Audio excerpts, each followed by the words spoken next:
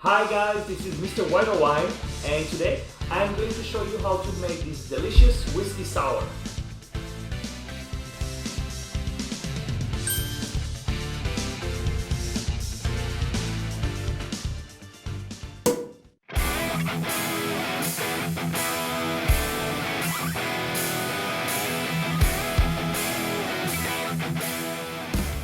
This is what you'll need.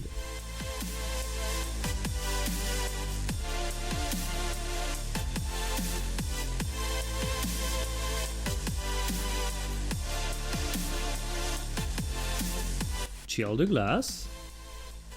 Pour 2 ounces of whiskey. I personally chose a true American whiskey, Redneck Riviera.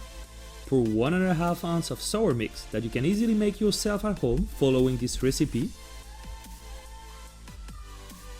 3 dashes of bitters.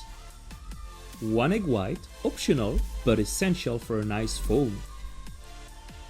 Dry shake hard to emulsify the egg white and give the drink frothy texture.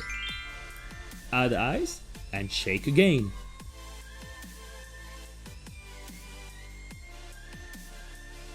Strain the water from your chilled glass and strain your cocktail over the ice.